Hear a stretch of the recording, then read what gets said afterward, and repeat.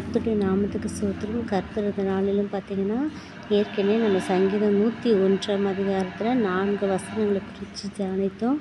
மீதி இருக்கிற 4 வசனங்களை குறித்து இது பண்ணுவோம். பிறனை ரகசியமாய் அவதூறு பண்ணுகிறவர்களை சந்தரிப்பேன்.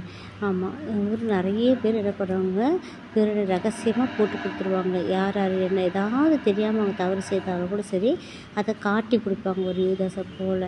அதனால் அப்படிப்பட்ட கலகம் பண்ணுகிறவங்கள இந்த இடத்துல அவதூறாக ரகசியமாக அவதூறு பண்ணுகிறவங்கள கலகம் பண்ணுறவங்கள கர்த்தர் என்ன பண்ணுவாங்க, சங்கரித்து போடுவார். ஏன்னா கலகம் பண்ணுறதுனால ஒற்றுமை வராது, பிரிவினை தான் வரும் இல்லையா. அதனால் மேட்டிமை கண்ணியும் பெருநெஞ்சு உள்ளவனையும் பொறுக்க மாட்டேன்றாரு. ஏன்னா பெருநெஞ்சம்னா என்னது, ரொம்ப பெருமை, பயங்கரம் அவங்களுக்கு திமிராக இருப்பாங்க. மேட்டிமை கண்ணுன்னா அந்த கண்ணிலே உங்களுக்கு பார்த்தீங்கன்னா நம்ம சொல்லுவோம், ஐயோ அந்த கண்ணுலேயே அவங்கக்கிட்ட திமிர் தெரியுதுன்னு. எல்லாம் என்கிட்ட இருக்குங்கிற அந்த மேட்டிமை, படிப்பு, பணம், அந்தஸ்து, இப்படி இருக்கிறவங்களாம் பார்த்திங்கன்னா ஒரு உயர்ந்த ஒரு இதுவாக இருப்பாங்க, உயர்ந்த ஸ்தானத்தில் இருப்பாங்க. இவங்களாம் மேட்டிமை கண்ணாக இருப்பாங்க. ஒரு சிலர் அந்த மேட்டிமை கண்ணை தேவனாக இயேசு கிறிஸ்து இருக்கிறாரு. ரொம்ப பெருமை, அந்த பெரு நெஞ்சு உள்ளவங்களே ஆண்டவராக இயேசு அவங்கள இருக்கிறாரு, பொறுக்க மாட்டேன்னு சொல்கிறார்.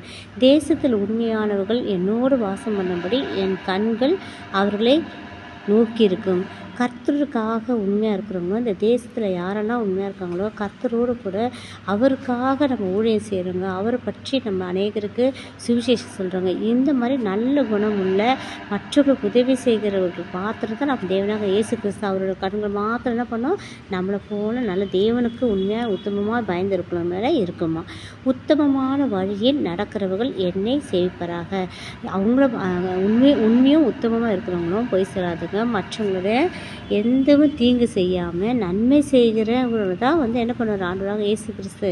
அவங்க தான் என்னை சேவிப்பாங்கன்னு நம்மளுக்கு வாக்கு கொடுக்குறாரு.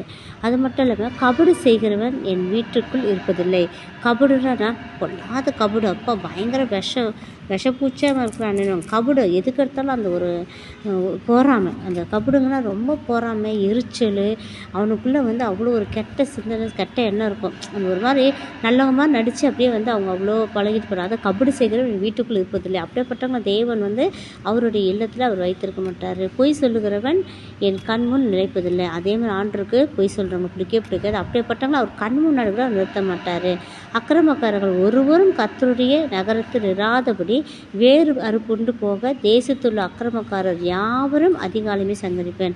ஆண்டவராக இயேசு கிறிஸ்து ரொம்ப கர்த்தருக்கு விரோதமாக, ஜனங்களுக்கு விரோதமாக செய்கிற பொல்லாத மனுஷன் அவர் என்ன பண்ணுவாராம், வேரோடு அழித்து போடுவேன்றார். அந்த தேசத்துலேயே அவங்கள இல்லாதபடி அவங்கள அழித்து போடுவார். இன்றைக்கும் அநேக தேசங்கள் அழியும் போது நம்ம நினைப்போம், ஐயோ ஆண்டவரே இப்படி அழிக்கிறீங்களேன்னு. ஆனால் கர்த்தருக்கு விரோதமாக, அவரோட படைத்த மனுஷர்களுக்காக, தேவனோட பிள்ளைகளுக்கு விரோதமாக யாராவது செய்கிறாங்கன்னா அவங்கள தேசத்தில் அவர் வாழ விடாத அளவுக்கு என்ன பண்ணார், வேரோடு அறுப்புண்டு போவார். இந்த தேசத்தில் அவங்களுக்கு இடம் இல்லை.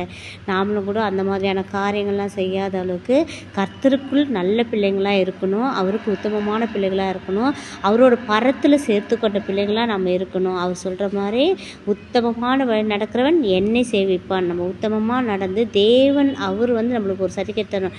உத்தமமாக நடக்கிறேன், நீ என்ன சேவிப்பாயா, நான் உன் கூட இருக்கிறேன். கர்த்தர் தாமே இந்த நாளிலும் இந்த வார்த்தையை ஆசீர்வதிப்பாராக. ஆமேன்.